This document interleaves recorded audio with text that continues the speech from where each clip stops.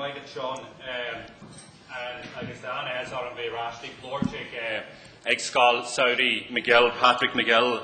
I think this is the fourth occasion that I've had an opportunity to address the summer school, the MacGill Summer School, and it's a great honour again, and I thank the organisers for continuing to host this school here in what is my own local constituency for the 31st year and going from strength to strength.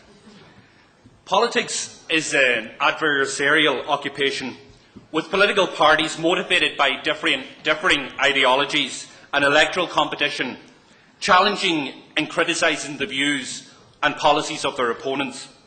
Those of us in opposition also have an important role in holding the government of the day to account. Opposition for opposition's sake is unhealthy. It is never simply good enough just to oppose. If we're not satisfied with the policies or legislation proposed by the government, then we have a responsibility to put real and credible alternatives on the table. So this evening, I'm going to try and resist the temptation of criticising the government. Instead, what I'm going to do is outline, in the short time available to me, what alternative routes are available to the course currently being pursued by the government. To answer the question of how long and how hard is the route to recovery depends upon the route that one takes. There are no easy solutions. There are certainly no shortcuts. However, there are other routes available, and policies that, if adopted, will make those routes less perilous. For all policymakers, the major challenge at this point in time is to deal with the 3 Ds: the destination, the deficit and the debt. So before we set out on the journey to recovery, we need to be clear on our final destination. For Sinn Féin, the destination is a return to the international borrowing markets at appropriate rates, the regaining of our economic sovereignty, the reduction of our exchequer deficit, and bringing our national debt to a sustainable level. These objectives we share with the government parties and with others. However, reaching that destination is not an end in itself. It must be a means to produce real and sustainable economic and social development in a way that addresses the enormous inequalities that exist in every aspect of our society. Recovery must be more than fiscal targets and debt sustainability models. It must go further than debt to GDP ratios. This state is not a loan loss spreadsheet. Our citizens are not mere statistics or pieces of data. Rather, they are real people, hundreds of thousands of whom are suffering real hardships. Real and sustainable economic and social development can only take place if there is real and sustainable job growth. There can be no recovery, in my view, without jobs. Unfortunately, the government's updated stability programme predicts in the short term that it will be an expert-led but relatively jobless recovery. Indeed, at the completion of the EU-IMF funding programme by the end of 2013, unemployment is projected to be a fraction just under 13%, which I believe is optimistic. A recovery without jobs is a contradiction in terms. The current focus on reducing our exchequer deficit is on cutting expenditure to meet our income. In my view, the primary focus should be the reverse. It should be on growing our income to meet our expenditure. And there is, of course, significant savings to be made in eliminating waste and the excesses in public spending. However, the key factor to growing our income must be getting people back to work. With 443,400 people on the live register today, recovery for them must include the possibility of gaining meaningful employment. That number may rise in the future if future tax cuts or future cuts and tax increases are focused in the wrong areas, as has been the case in the past, which will result in a contraction of the local economy by reducing the spending power of low and middle income families and earners and depressing consumer confidence, which can only lead to further job losses in the domestic sector. While clearly there is a package of tools that need to be employed to get people back to work, central to all of this needs to be state investment in job creation. We simply cannot afford to have almost 500,000 people on the dole, and we cannot afford the social consequences of trying to make it affordable. So the route I choose, the route favoured by Sinn Féin, is to invest, to save and create jobs, to assist small and medium enterprises, to help hard-pressed families and to boost consumer spending. This route proposes a job stimulus in the order of €2.9 billion over the next 12 months, with further injections over the next 3 years. This proposal would use monies from the National Pension Reserve Fund to fast-track labour-intensive infrastructure projects. It would also, in addition to that, inject additional spending power into the local economy in the form of a family stimulus package, which would reverse some of the heavy burden on working families and those on social welfare who were previously cut and who are suffering as a result of the increasing cost of living. Today, there is €14.7 billion available in that fund, the National Pension Reserve Fund, and Sinn Féin's proposals would see us using less than half of that to invest in economic and social stimulus. However, if the current path is continued upon, and if the €10 billion from the National Pension Reserve Fund, due to go into the banks later this week as part of the EU-IMF deal, was no longer available, there is still €4.7 billion left in that fund for investment. Getting people off the dole and back to work can only be achieved through investment in public and private sectors. And in the absence of the private sector willingness, the state must intervene. And the state can create jobs and has done in the past. Using funds from the National Pension Reserve Fund does not increase their deficit by a single cent. And what it actually does is the effects of such a stimulus will see a significant reduction in the exchequer deficit by reducing social welfare spending, by increasing tax revenues and reducing the amount that the state needs to borrow in the future. Clearly, our current deficit is unsustainable, and a job stimulus package alone will not make it sustainable. So there is a clear need for increased revenue raising and reduced spending. And the key question is where to cut and where to raise taxes.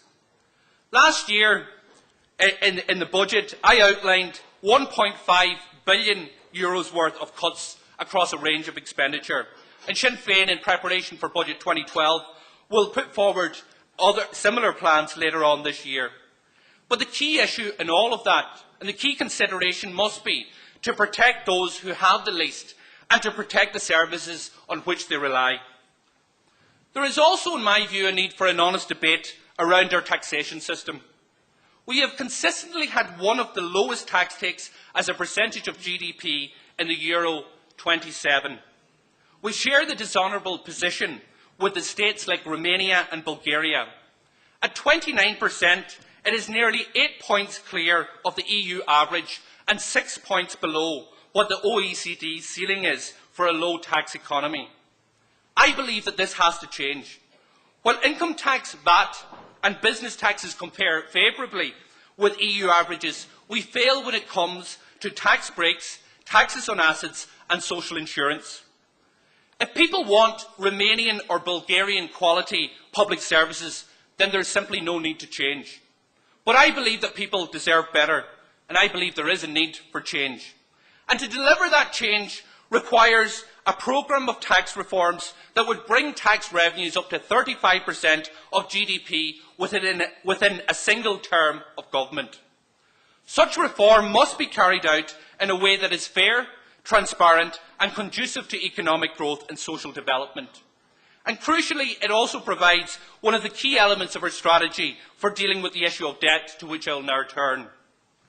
Alongside the alternatives that I have talked about, the alternative route for addressing the unemployment crisis and reducing the deficit, I believe that there is a need for an alternative strategy for dealing with our growing debt crisis. The focus of this alternative strategy would be to actively reduce the level of debt. Side issues such as interest rate and longer maturities, while welcome, would not be our main focus.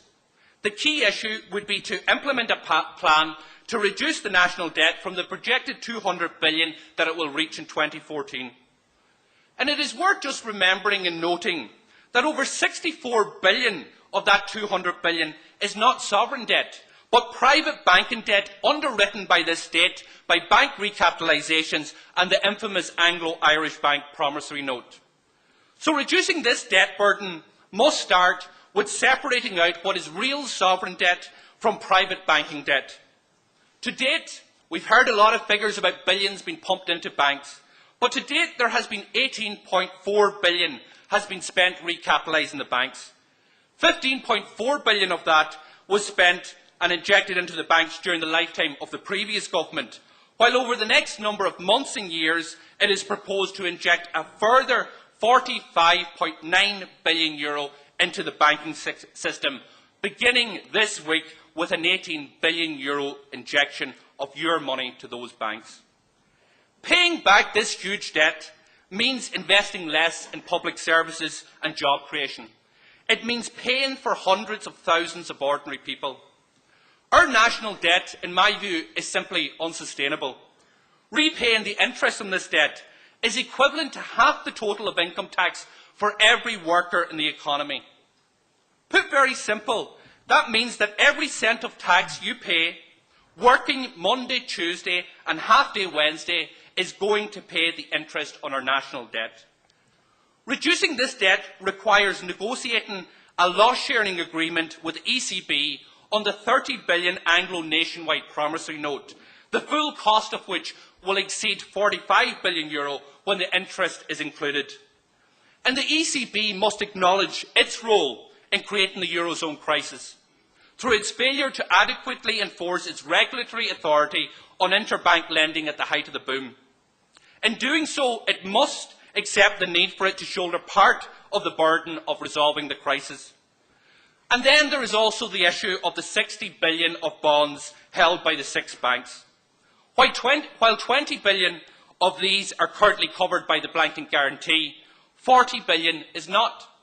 Of this, 20 billion is unsecured, and the taxpayer should not be paying these private debts. There is no moral justification for us to be bailing out the gamblers who have no guarantee from this state and who are not secured. Last week, European leaders accepted burden sharing as part of the solution for Greece. It must be part of the solution for Ireland. Politics, I heard you, is all about choices. Governments always have alternatives. The real question is whether they have the political will to make the necessary policy changes. From our part, Sinn Féin wants to see an Ireland that is prosperous, supportive, sustainable and equal.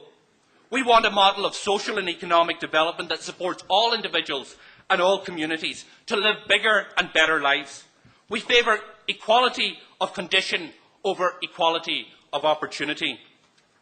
The policies of the last Fianna Fáil government not only bankrupt the state, but it also left a deep legacy of inequality. They fostered an economy that was greedy, ugly and unsustainable. The policies that drove that government continue to form government policy today in the form of the Programme for National Recovery and the EU IMF austerity programme. These policies, in my view, will prolong the recovery and will place an unnecessary degree of hardship on those most vulnerable in our society. So the roadmap that I have outlined may have its own twists and turns, and all of these will have to be negotiated upon when we reach them. However, the prize at the end of this destination is so much greater. This is the route that I believe that our government should travel. This is the route that I believe that we should all travel together, proudly wearing our green jerseys. And some may dismiss this as unachievable, just as the same way that they dismissed my calls for our EU partners to stop profiting on the EU loans that they were making available to us. They told us at that time that a 0.6% reduction was the best that we could expect to achieve, until the market's reaction in Spain and Italy forced an end to EU profiteering on these loans. So the sooner that this government abandons its current route, the better for us all. If and when they do so, I and my party will work with them, will walk with them. If they do so, if they do not, we will continue to oppose and expose their broken promises. But most importantly of all, we will continue to promote credible and radical policy alternatives in the hope of leading our country back to the road of equitable, sustainable, social and economic recovery. Gurmaigh.